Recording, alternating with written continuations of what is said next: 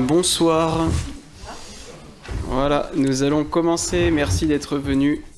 Donc, nous allons commencer par lire un passage de l'Écriture sainte dans la première lettre de Saint Jean, chapitre 1, versets 2, 3 et 4.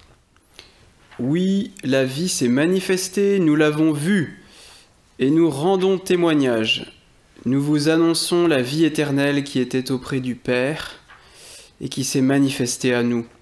Ce que nous avons vu et entendu, ce que nous vous l'annonçons à vous aussi, pour que vous aussi vous soyez en communion avec nous. Or, nous sommes nous aussi en communion avec le Père et avec son Fils Jésus-Christ. Et nous écrivons cela afin que votre joie soit parfaite.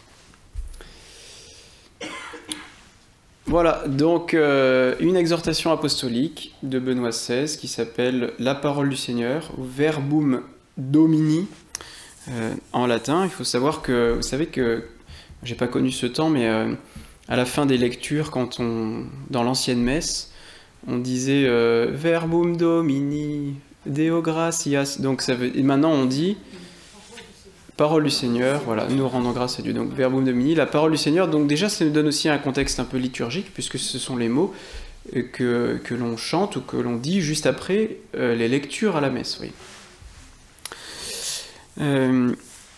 Donc, pour commencer, je vais reciter un petit passage de cette exhortation au paragraphe numéro 3. « L'Église est fondée sur la parole de Dieu. Elle en est et en vit. Tout au long des siècles de son histoire, le peuple de Dieu a toujours trouvé en elle sa force, et aujourd'hui encore, la communauté ecclésiale grandit dans l'écoute, dans la célébration et dans l'étude de la parole de Dieu. » Écoute, célébration et étude de la parole de Dieu. Donc ça nous permet de nous positionner un petit peu pour savoir si on coche les 3 cases ou si on ne coche qu'une, que 2 ou 0, vous voyez. Et ce qu'il faut savoir aussi, c'est que cette exhortation apostolique s'appuie énormément sur un document du Concile qui s'appelle Dei Verbum, donc le Verbe de Dieu, qui est une des constitutions dogmatiques du Concile, donc un des 4 textes les plus importants du Concile Vatican II, qui a été promulgué en novembre 1965, donc à la toute fin du Concile, par le pape Paul VI. Donc, Dei Verbum est vraiment le socle de base, vous voyez, de tout ce qu'on peut dire sur la parole de Dieu à partir du Concile, donc encore aujourd'hui. Et Benoît XVI, vous savez que Benoît XVI, quand il était jeune, il était présent au Concile Vatican II. Et donc cette exhortation, il l'a fait comme un écho à ce document. Donc, vous comprenez la question que je vais vous poser maintenant. C'est qui a lu Dei Verbum? Bon, il faudra le lire. Et qui a lu Verbum Domini, l'exhortation de ce soir? Voilà, il faudra le lire aussi parce que ce sont 2 textes qui sont très courts. Ce sont des textes courts, c'est beaucoup plus court qu'un texte du pape François. Et qui sont très puissants. Ce sont vraiment des textes puissants. Et voilà, donc à mon avis, c'est vraiment important. Si vous êtes là ce soir, vous êtes intéressé par la parole de Dieu et par la formation, il faut... Alors je suis en train de réfléchir à comment lire aussi ensemble, et pas seulement chacun chez soi, des textes aussi puissants. Elle est là la parole de Jésus? Non, pas encore. Donc, là, ce texte, Verbum Domini, c'est la 12e assemblée générale, donc ordinaire du synode des évêques. Stéphane vient de dire qu'il y en a eu beaucoup, celle-ci c'était la 12e, qui a comme thème la parole de Dieu dans la vie et dans la mission de l'Église. Parole de Dieu dans la vie et dans la mission de l'Église. Alors, je vais vous faire un rapide balayage. Vous avez vu, il y a 3 parties, donc un rapide balayage de qu'est-ce qu'on peut trouver dans Verbum Domini, dans cette exhortation. Qui dit exhortation dit que le pape récupère un travail qui a été fait et relève des points importants en disant « Et c'est bien si on faisait ça, c'est bien si on faisait ça, je vous encourage à faire ça. » Vous voyez. Donc c'est dans ce sens que... c'est le style d'écriture de ce texte, et c'est aussi pourquoi il est important de lire ce texte. On a la chance de ne pas lire, vous voyez, les 4000 pages qui sont sorties du synode des évêques, mais de pouvoir lire une petite exhortation comme celle-ci. Alors dans la première partie, c'est le Verbe de Dieu. Dieu, Verbum Dei, le Verbe de Dieu. Et donc, on a plusieurs sous-parties. Donc d'abord, Dieu parle. Dieu qui parle. Voilà. Ça commence comme ça. Dieu qui parle. Donc on a un Dieu qui est en dialogue, hein, à l'intérieur de lui-même. Si Dieu a une parole, c'est qu'il est en dialogue. On a aussi un paragraphe sur les analogies de la parole de Dieu, c'est-à-dire qu'est-ce que les paroles de Dieu. Je vous en dirai un couplet tout à l'heure. Ensuite, dimension cosmique de la parole. La création de l'homme, hein, grâce à la parole. Hein, vous vous souvenez que dans la Genèse, Dieu parle et c'est comme ça qu'il crée. Dieu dit que la lumière soit. Vous voyez, donc c'est la parole qui est créatrice. Jusqu'à la création de l'homme. Quelque chose sur le réalisme de la parole, c'est-à-dire que la parole nous précède, et que pour Benoît XVI, une personne réaliste, c'est celle qui reconnaît dans la parole de Dieu le fondement de tout. Oui, le fondement de tout. Ensuite, une christologie de la parole. Christologie de la parole, c'est que à partir du moment où la parole se fait chair, donc c'est-à-dire le Christ, eh bien, le Christ nous dit quelque chose de la parole. Donc c'est toujours intéressant de se pencher sur le mystère du Christ. Une dimension eschatologique de la parole. Eschatologique, qu'est-ce que ça veut dire? Ça veut dire qui est éternel, qui nous fait regarder vers les fins dernières. Et on a tous en tête, vous savez, une parole de Jésus qui nous dit « Le ciel et la terre passeront, mes paroles ne passeront pas ». Donc la parole est éternelle. Donc elle est, vous voyez, eschatologique. Elle nous fait tendre vers ce qui est l'horizon le plus lointain, l'éternité. Toujours dans cette première partie, Dieu qui parle, on a aussi le lien entre la parole de Dieu et l'Esprit Saint. On a aussi un petit couplet sur le lien entre la tradition et l'écriture. Écriture et tradition, évidemment, là le mot écriture arrive, hein, c'est très important pour nous, la parole de Dieu est contenue dans l'écriture. Et donc, mais qui nous dit qu'est-ce que l'écriture? Ben, c'est la tradition de l'Église, oui. C'est pas quelqu'un qui tire ça de son chapeau, c'est l'Église qui nous confie le contour de l'écriture. Ensuite, sur la question de l'inspiration et de la vérité de l'écriture. Et puis, enfin, dans ce dernier paragraphe là de Dieu qui parle, il y a Dieu Père, alpha et oméga de la parole. Alors, si Dieu parle, évidemment, il attend une réponse. Donc, la deuxième sous-partie, c'est la réponse de l'homme à Dieu qui parle. Ça, c'est très important parce qu'il y a beaucoup de religions qui n'envisagent pas la relation avec la divinité sous la forme d'un dialogue. Or, pour nous, c'est fondamental. C'est dans les premiers versets de la Bible, oui, Dieu qui parle. Donc nous sommes les hommes appelés à entrer, et il y a un terme spécifiquement biblique pour la relation avec Dieu, c'est le terme alliance. Nous sommes appelés à entrer dans l'alliance avec Dieu. Donc toujours dans cette réponse de l'homme à Dieu qui parle, eh bien nous savons que Dieu écoute ce que dit l'homme et répond à ses demandes. Parce qu'un dialogue, c'est quelque chose d'interactif. Nous pouvons dialoguer avec Dieu à travers ses paroles. Et évidemment, ici intervient une notion fondamentale qui est celle de la foi. Donc le lien entre la parole de Dieu et la foi. En gros, la confiance que nous faisons à Dieu qui parle. Ensuite, le péché est proposé comme justement la non-écoute de la parole de Dieu dans ce paragraphe, vous voyez. Dieu attend une réponse de l'homme, et si l'homme n'écoute pas Dieu, ne lui répond pas, eh bien, ça peut être une des définitions de ce qu'on appelle le péché.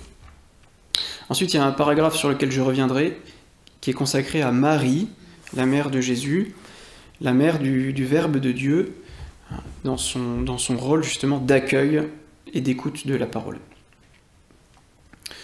Donc le mot « écriture » est intervenu, vous voyez, dans cette sous-partie, et c'est pourquoi la partie suivante s'appelle l'écriture sainte dans l'Église et son interprétation. Donc il y a un mot technique qui veut dire interprétation, que peut-être vous connaissez, qui s'appelle herméneutique. C'est un mot compliqué, mais qui veut dire interpréter. Donc interprétation de l'Écriture sainte dans l'Église. Quelque chose de très important, c'est que tout le monde peut se saisir, vous voyez, de l'Écriture sainte. Tout le monde. Il paraît que c'est chaque année le livre le plus vendu au monde. Donc tout le monde peut le lire, mais si on veut interpréter le maximum de choses, il faut être dans l'Église. Dans l'Église, le lieu Église, en fait, la communauté chrétienne, donne accès à une richesse de sens supérieure. Ça, c'est très important. Et nous avons cette chance d'être des chrétiens baptisés, puisque nous avons un accès plus direct aux Écritures et aux messages de la Bible grâce à cela. Et donc, ça a beaucoup de conséquences, notamment dans ce qu'on appelle la théologie, le lien entre la Bible et la théologie. Donc, dans cette exhortation, le pape appelle justement les théologiens à revenir à l'Écriture, à développer la recherche biblique, à faire de l'interprétation de la Bible, c'est-à-dire de l'herméneutique, dans le sens du concile et du document qui s'appelle Dei Verbum, dont je vous ai parlé tout à l'heure, et à éviter certains dangers, notamment celui de l'herméneutique sécularisée, donc une herméneutique qui serait à côté de l'Église, ou qui opposerait le message de foi et le message de la Bible.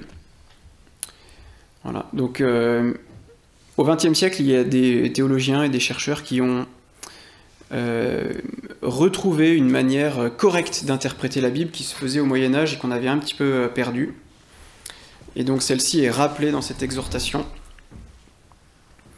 notamment avec le sens littéral de l'écriture et l'essence spirituelle, les au pluriel sens spirituel. Donc le sens littéral, le sens allégorique, le sens moral et le sens eschatologique. Ça, si vous voulez, je pourrais vous en reparler longuement, j'aime beaucoup ces distinctions. C'est pas si compliqué. Voilà, un point d'assistance aussi de cette sous-partie, sur l'interprétation de la Bible, c'est que la Bible doit être lue à la lumière de l'ensemble de la Bible. C'est-à-dire qu'on ne peut jamais extraire un verset en disant « Ah, voilà, Dieu est méchant, là, regardez, Dieu est méchant. » Non. Il faut toujours avoir l'ensemble de la Bible en arrière-fond pour pouvoir interpréter de manière correcte la Bible. Donc une unité intrinsèque de la Bible.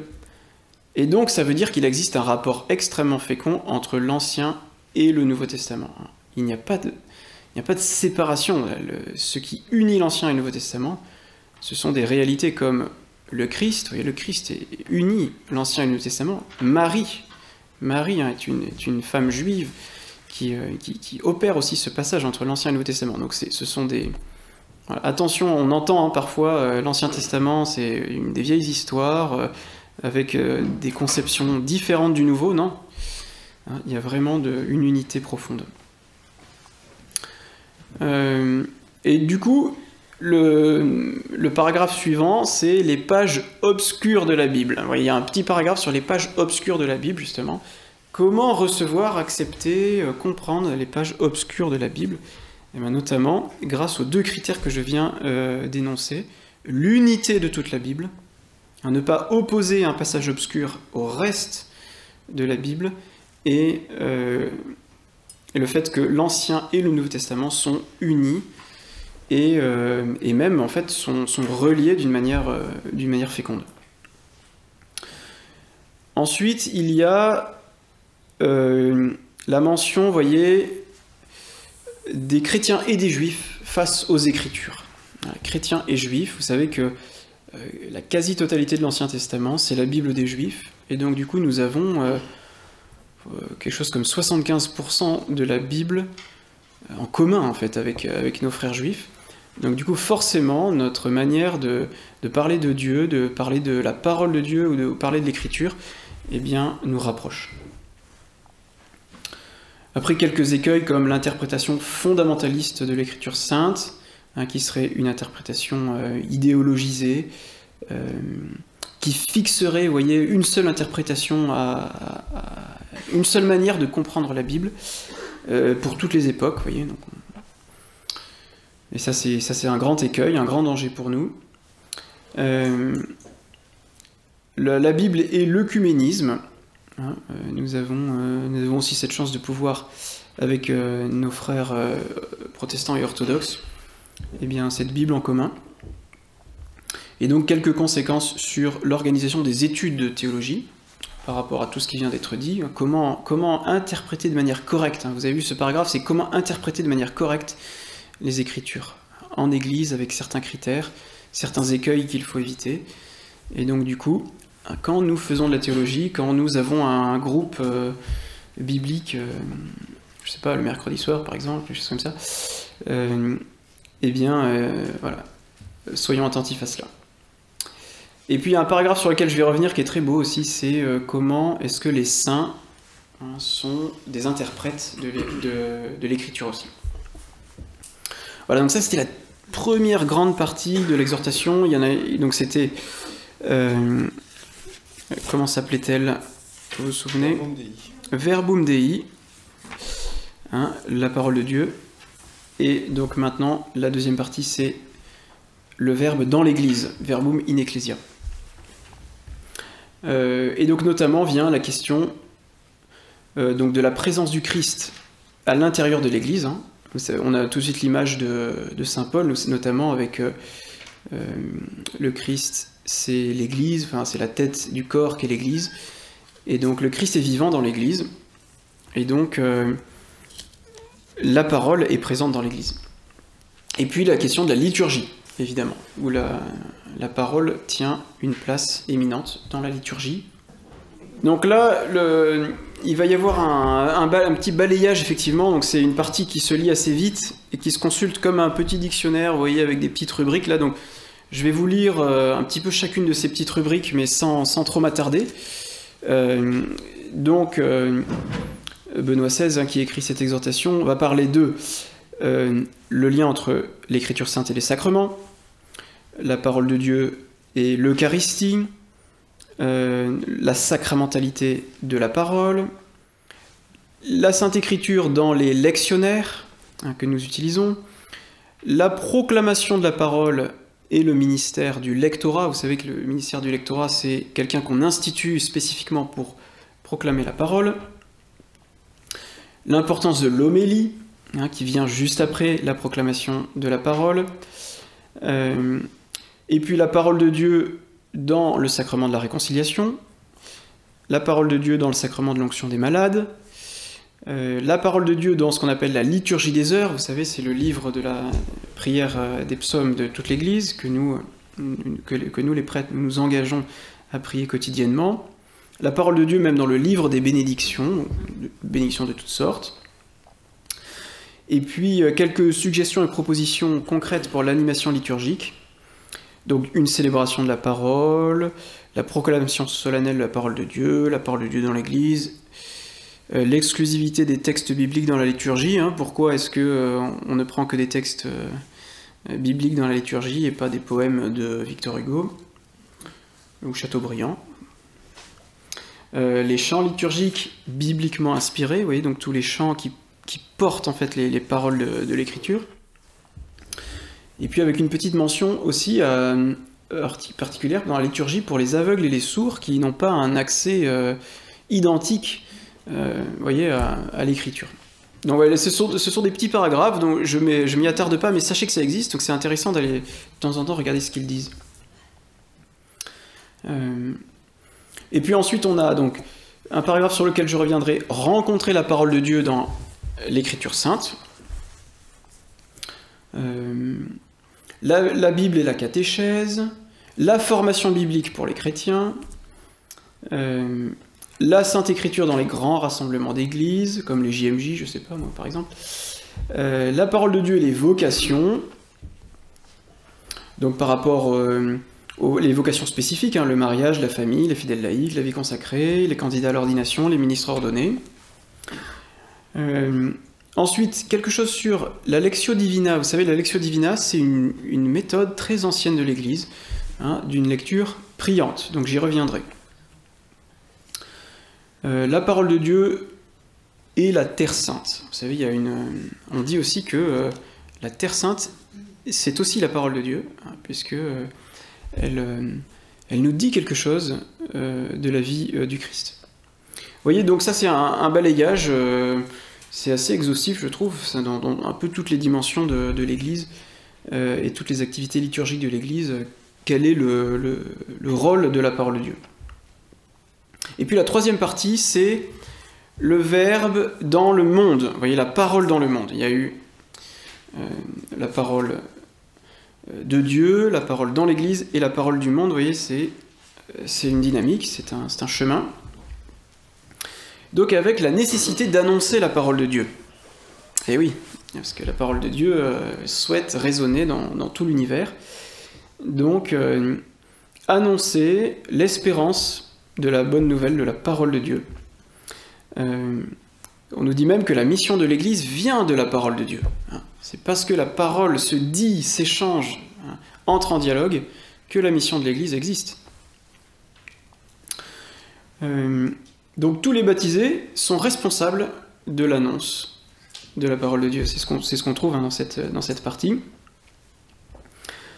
Et donc on fait le lien entre l'annonce et l'évangélisation. Et on pose même des bases pour une nouvelle évangélisation, j'en parlerai un peu. La parole de Dieu et témoignage chrétien aussi dans cette partie. Une autre sous-partie, parole de Dieu et engagement dans le monde. Donc là c'est pareil, on va aller chercher des endroits un peu spécifiques, donc annoncer la parole auprès des tout-petits, annoncer la parole en faveur de la justice, annoncer une parole de réconciliation entre les peuples, annoncer une parole de charité agissante, donc pour toutes les œuvres caritatives, annoncer la parole de Dieu pour les jeunes, pour les migrants, pour les personnes qui souffrent, pour les pauvres, pour la sauvegarde de la création. Vous voyez, on est en 2010 et donc déjà on parle de sauvegarde de la création. Et puis, il y a aussi un petit paragraphe qui est très cher à Benoît XVI. Vous savez qu'en 2008, il est venu à Paris et il a donné aux Bernardins, au Collège des Bernardins, un discours aux hommes politiques français de la culture. Et donc du coup, il a fait un paragraphe exprès. Là, on est 2 ans après, on est en 2010.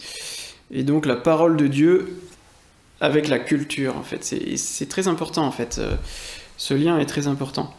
La valeur de la culture, le fait que, en fait, il n'y a pas de culture chrétienne, il n'y a que des cultures qui se christianisent. Vous voyez, en fait, la parole de Dieu vient imprégner une culture et la transforme de l'intérieur. Ça, c'est quelque chose qui est très cher au pape Benoît XVI, qui est très vrai, en fait, parce que le jour où on se dit, ça y est, on vit dans une culture chrétienne, on arrête, en fait, on arrête d'évangéliser, on arrête de... Vous voyez, le souffle missionnaire retombe. En fait, de se dire qu'on est sans arrêt en train de transformer notre culture par la parole de Dieu, eh bien, est plus fondamentale. Voilà, et donc la parole de Dieu, de tout temps, s'est exprimée voilà, dans les écoles, les universités, hein, les expressions artistiques, tout ce qui est l'art, les moyens de communication. La Bible est appelée à s'inculturer dans nos cultures. Et donc toutes les traductions différentes de la Bible en sont un signe. Sachant que la parole de Dieu dépasse les limites de la culture. La parole de Dieu vient féconder la culture, mais la culture ne peut pas tout exprimer de la parole de Dieu. Et enfin, le tout dernier paragraphe de cette exhortation, c'est la parole de Dieu et le dialogue interreligieux. Donc là, on nous parle du dialogue entre chrétiens et musulmans, du dialogue avec les autres religions, et le dialogue au service de la liberté religieuse. Et donc là, vous dites tous, tiens, c'est bizarre, pourquoi est-ce que le dialogue avec les Juifs n'est pas dans ce paragraphe-là? Mais ça, c'est peut-être quelque chose que je vais vous apprendre, mais c'est qu'en fait, le dialogue judéo-chrétien ne fait pas partie du dialogue interreligieux, parce qu'en fait, c'est la même religion. Hein. Donc, vous vous souvenez à quel moment j'ai parlé du dialogue juif-chrétien? C'était en plein milieu de l'exhortation apostolique.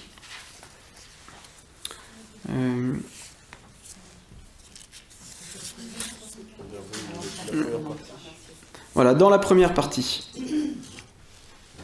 Et même dans la première partie, dans la sous-partie qui s'appelle l'interprétation de l'écriture sainte dans l'Église. L'interprétation, c'est-à-dire que les Juifs sont là, en fait. L'interprétation dans l'Église. Vous voyez.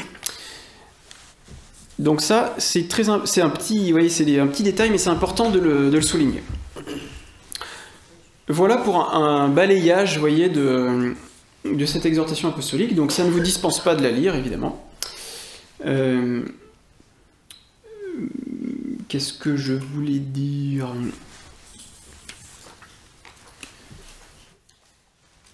Ça va ? Ça, c'est assez clair ? Ouais. Donc maintenant, j'ai choisi de parler de quelques points spécifiques. Pas beaucoup, hein, vous allez voir, qui m'ont plu ou que j'ai senti que Benoît XVI avait développé davantage, vous voyez.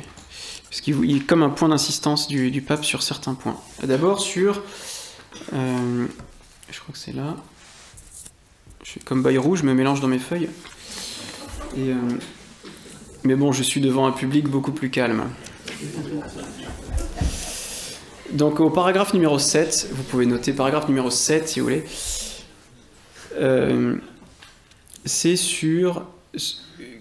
De quoi on parle quand on dit parole de Dieu ? De quoi est-ce qu'on parle ? Alors, si je vous pose la question, qu'est-ce que vous me répondrez ? Qu'est-ce que c'est la parole de Dieu ? La vérité, oui. La vie, la lumière,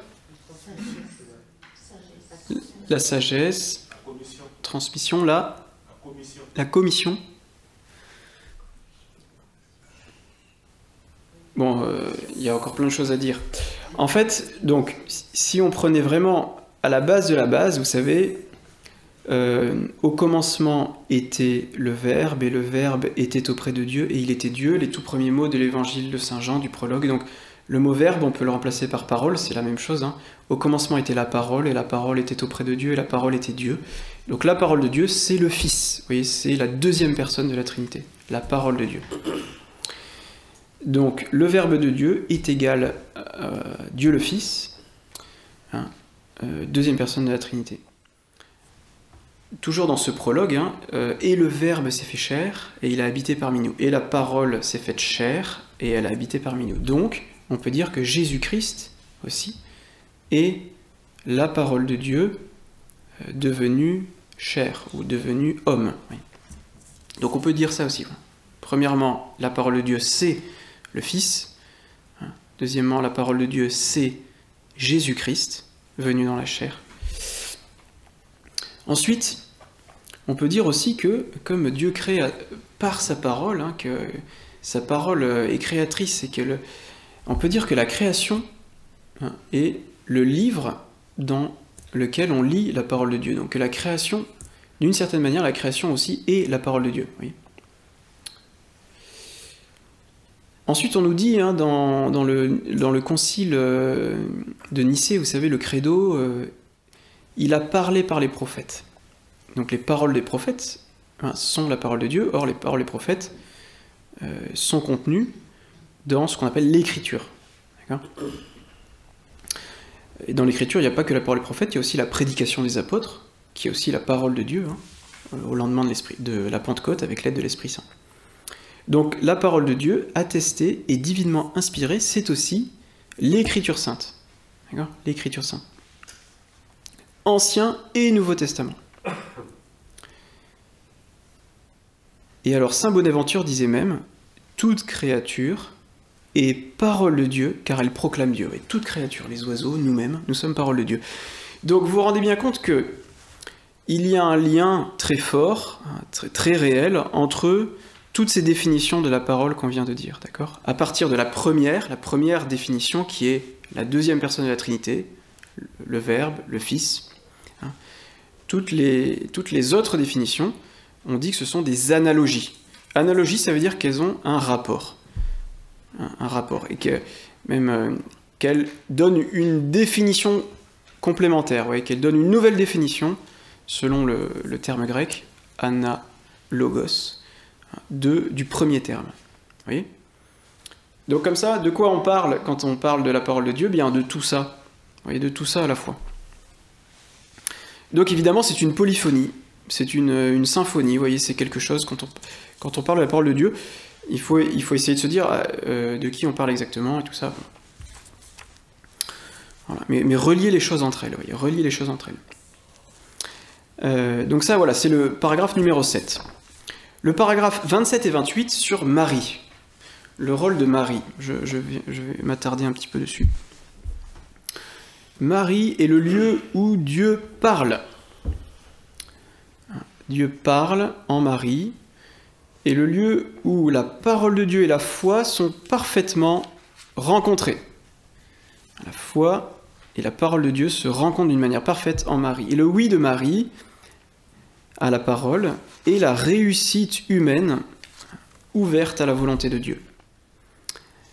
À chaque instant de sa vie, Marie place son existence sous l'action de Dieu. Et nous pouvons apprendre beaucoup du lien entre Marie de Nazareth et l'écoute croyante de la parole de Dieu. Souvent dans les documents du pape, on parle de plein de choses et tout, puis à la fin on fait une belle partie sur Marie, très souvent, à la fin. Mais ici, dans cette exhortation apostolique, Marie, elle arrive assez rapidement, justement pour cette raison, parce que elle a un lien particulier avec la parole. Elle accueille la parole de Dieu, elle accueille le Verbe en son sein, et elle va lui donner chair. Et donc, Benoît XVI dit même, et ça c'est des choses qui éveillent notre attention, qu'on ne peut pas penser l'incarnation sans la liberté de cette jeune fille. Oui, l'incarnation, on peut dire des choses, écrire des livres et tout, l'incarnation, c'est quelque chose de monstrueux, mais il n'y a pas d'incarnation s'il n'y a pas le oui d'une femme. Et un oui libre. Donc là, je cite au numéro 27, « Marie est la figure de l'Église à l'écoute de la parole de Dieu qui, en elle, s'est faite chair. Marie est aussi le symbole de l'ouverture à Dieu et aux autres. De l'écoute active qui intériorise, qui assimile, et où la parole divine devient la matrice de la vie. » En Marie, la parole divine devient la matrice de la vie. C'est des termes extrêmement puissants. Donc on voit apparaître que dans la parole de Dieu, Marie est vraiment chez elle. Marie, elle est chez elle dans la parole, elle a sa maison dans la parole, elle en sort, elle y rentre avec un grand naturel, elle parle, elle pense au moyen de la parole de Dieu. On nous dit souvent, Marie méditait toutes ces paroles dans son cœur et les retenait. Vous savez, Marie, elle se laisse travailler par la parole. La parole de Dieu devient aussi sa propre parole. À quel moment de la vie de Marie, la parole de Dieu devient sa parole? Tout au long de sa vie, Cana, alors d'une manière plus éclatante au Magnificat. Vous savez, quand elle a ce chant, là, mon âme exalte le Seigneur. Ce sont plein de citations de l'Ancien Testament. En fait, la parole de Dieu devient la parole de Marie.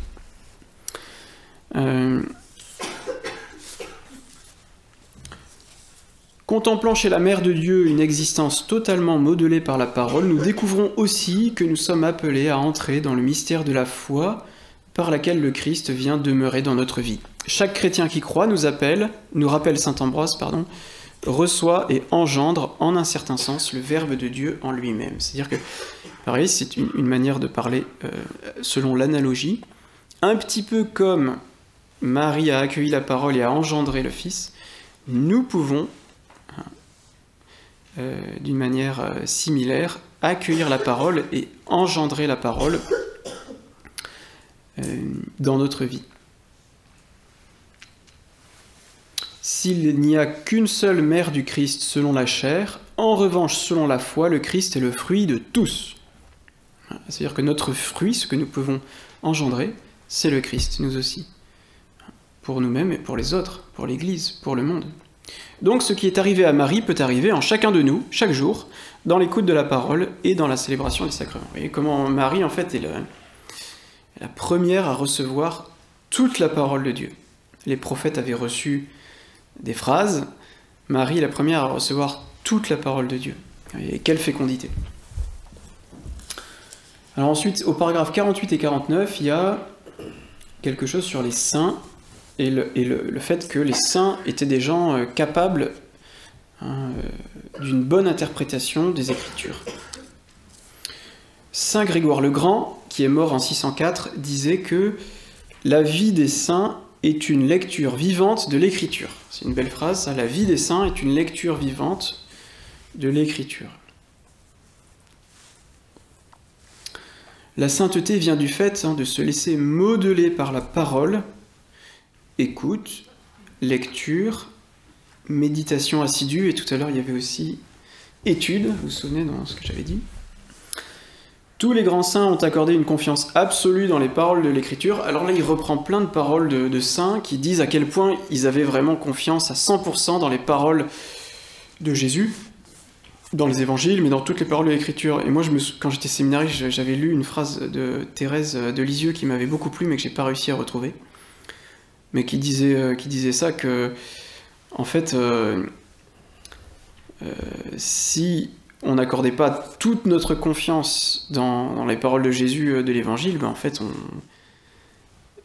on était en danger permanent. Enfin, il n'y avait rien qui tenait, quoi, si on n'avait pas toute notre confiance dans ces paroles-là. Parce qu'en fait, s'il y a bien une parole sur laquelle on peut compter, qui est vraie et qui s'accomplira, c'est celle de Jésus. Mais Benoît XVI ne citait pas cette parole, et je ne l'ai pas retrouvée dans mes propres notes, donc je cherche encore. Les saints sont comme les prophètes. Hein. La parole de Dieu les a embauchés. Vous voyez, la parole de Dieu, la parole de Dieu est venue les prendre à son service.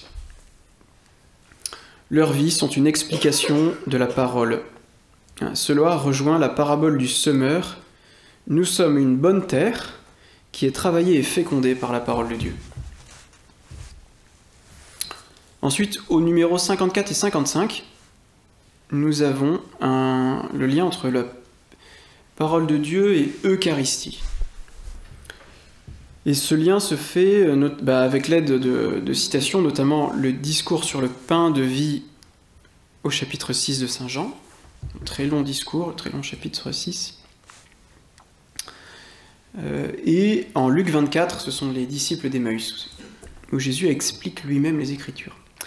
Donc, dans ce paragraphe, on nous dit que Jésus est le pain descendu du ciel pour être donné en nourriture, que Dieu avait donné à Moïse la loi qui venait du ciel, la loi, les commandements, mais que cette fois-ci, il donnait non plus une loi, mais une personne. Dieu a donné par l'intermédiaire de Moïse une loi. Au temps du Christ, Dieu a donné une personne.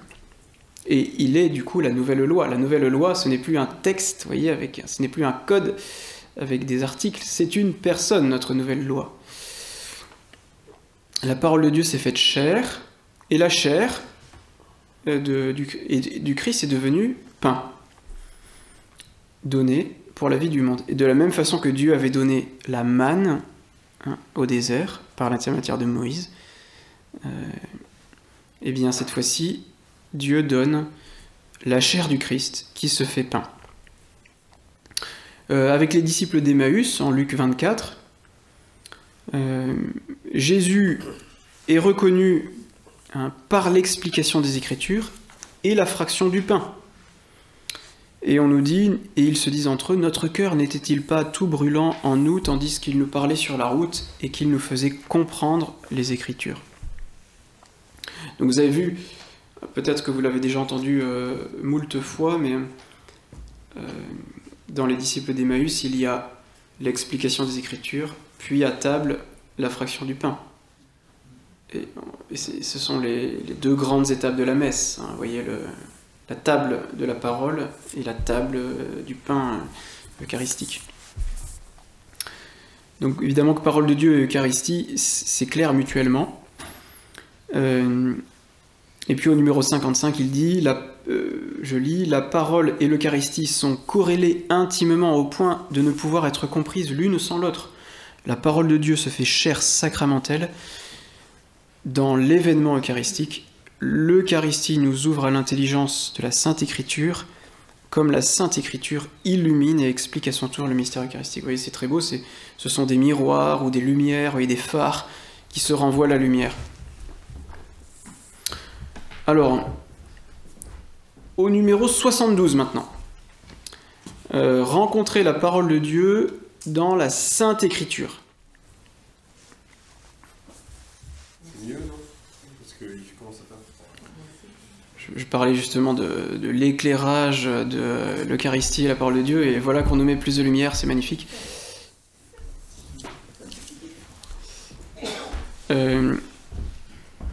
Donc, paragraphe 72, rencontrer la parole de Dieu dans la Sainte Écriture. Ça, c'est peut-être une des choses les plus évidentes. Rencontrer la parole de Dieu dans la Bible, en fait, dans la Sainte Écriture. Avec les pères du synode, donc tous les évêques rassemblés, Benoît XVI a exprimé le vif désir que fleurisse une nouvelle saison de plus grand amour pour la Bible, pour la Sainte Écriture, de la part de tous les membres du peuple de Dieu, afin que la lecture orante et fidèle dans le temps leur permette d'approfondir leur relation avec la personne même de Jésus. Donc vous savez que c'est une des grandes redécouvertes du Concile, hein, de nous réapproprier l'Écriture sainte, la Bible. Et donc c'est un grand souhait, depuis les années 60, c'est un souhait permanent, vous voyez, des évêques, des prêtres, des papes, peut-être sans doute de vous-même, hein, de reconsacrer du temps à l'Écriture sainte. C'est vraiment du temps qui ne sera jamais perdu. Et donc nous sommes invités à créer des espaces, des lieux où la parole de Dieu résonne de manière personnelle et communautaire. C'est très important, hein, de manière personnelle et communautaire. C'est-à-dire que lire la Bible dans son coin, chez soi, c'est très bien, mais ça ne suffit pas. Ou alors, seulement de manière communautaire ne suffit pas non plus. En fait, ce sont les deux mises ensemble qui sont très féconds. Et alors là, je fais une page de publicité. Non. Mais pour tous ceux qui sont déjà venus à Terre Rouge, hein, pour l'étude biblique, vous savez que dans la méthode que je propose, il y a 2 étapes. La première étape, c'est une étude personnelle, et la deuxième étape, c'est une étude communautaire. Donc vous comprenez la raison. Enfin, vous voyez que c'est parce que c'est la manière la plus féconde de lire l'Écriture que c'est comme ça qu'on essaye de faire. Donc une lecture personnelle couplée, hein, avec une lecture communautaire. Dans l'histoire de l'Église, les recommandations des saints sur la nécessité de connaître l'Écriture pour grandir dans l'amour du Christ ne manquent pas. C'est un fait particulièrement évident chez les pères de l'Église. Saint Jérôme, grand amoureux de la parole de Dieu, se demandait « Comment pourrait-on vivre sans la science des Écritures, à travers laquelle on apprend à connaître le Christ lui-même, qui est la vie des croyants ?» Il était bien conscient que la Bible est l'instrument par lequel Dieu parle chaque jour aux croyants. Et si vous voulez, la manière la plus immédiate de rentrer en contact avec la parole de Dieu, ça reste ce que nous donne l'Église dans l'Écriture sainte. Voilà, donc c'est un point fondamental.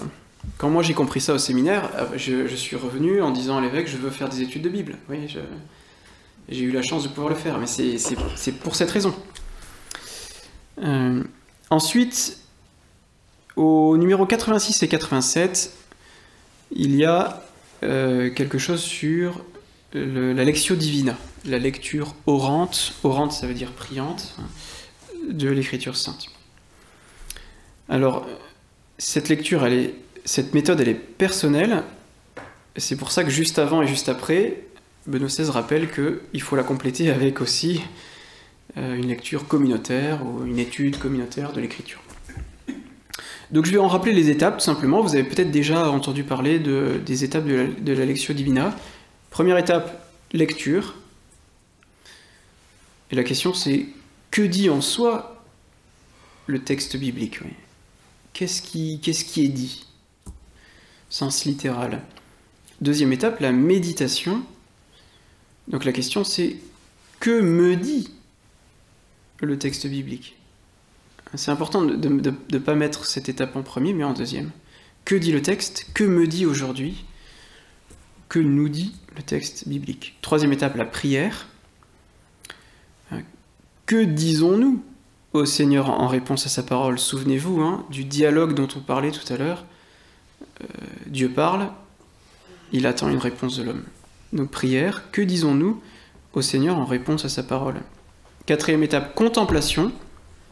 Et la question c'est, quelle conversion de l'esprit, du cœur ou de la vie le Seigneur me demande-t-il? Contemplation. Contemplation en fait devient une orientation de quelque chose en moi vers Dieu. Donc l'esprit, le cœur, la vie. Cinquième étape, l'action. Se faire don aux autres dans la charité. Vous voyez, ces étapes mûries en nous, normalement, nous poussent à la charité autour de nous.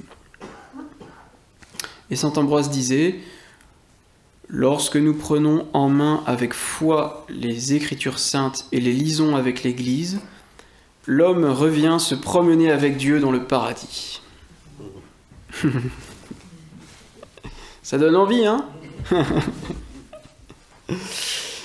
Lorsque nous prenons en main avec foi les Écritures saintes et les lisons avec l'Église, donc lecture personnelle et communautaire, l'homme revient se promener avec Dieu dans le paradis.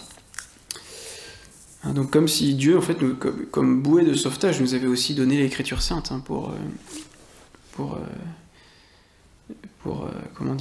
maintenir à flot notre vie. Au paragraphe 122, un tout petit mot sur la nouvelle évangélisation, la nouvelle écoute. Maintenant, ça fait plus d'une décennie qu'on parle de nouvelle évangélisation, qu'on est en train de vraiment d'essayer de concrétiser plus de 2 décennies, voilà. 3. Alors moi, ça fait 10 ans seulement que je parle de nouvelle évangélisation, c'est pour ça que je... Ça a commencé à l'approche du nouveau millénaire. Ça a commencé à l'approche du nouveau millénaire. Donc la nouvelle évangélisation est d'abord une nouvelle écoute de la parole de Dieu. Si on part tout de suite dans des techniques, vous voyez, dans des réunions, dans des stratégies et tout ça, bon, je sais pas où est-ce qu'on ira quelque part, mais la nouvelle évangélisation est d'abord une nouvelle écoute de la parole de Dieu. Redécouvrir le caractère central de la parole divine dans la vie chrétienne.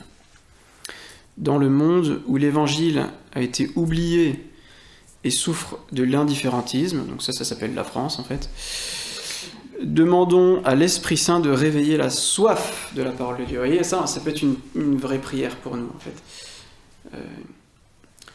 Parce que on a peut-être déjà tous été confrontés à ça en disant je peux vous donner à boire, mais vous n'avez pas soif, alors comment faire, quoi, vous voyez. Donc avant de chercher à abreuver tout le monde, peut-être on peut essayer de redonner soif aux gens. Voilà. Et donc c'est évident, mais l'évangélisation passera par une réappropriation de l'évangile, donc une nouvelle écoute de l'évangile. Et puis, comme cette année est une année jubilaire et que le thème c'est pèlerin d'espérance, je m'arrête un court instant sur le numéro 91 qui s'appelle « Annoncer au monde le logos de l'espérance ». Un logos, en grec, c'est ce qu'on a traduit par verbe ou parole, donc la parole de l'espérance, le verbe de l'espérance. Et donc je finirai ainsi. L'homme a besoin de la grande espérance pour vivre son présent. La grande espérance qui est Dieu qui possède un visage humain et qui nous aima jusqu'à la fin. Ce serait ça la grande espérance.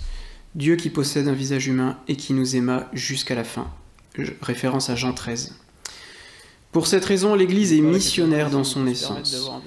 Nous ne pouvons pas garder pour nous-mêmes les paroles de la vie éternelle qui nous ont été données dans la rencontre avec Jésus-Christ.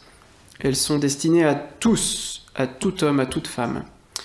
Toute personne de notre temps, qu'elle le sache ou non, a besoin de cette annonce.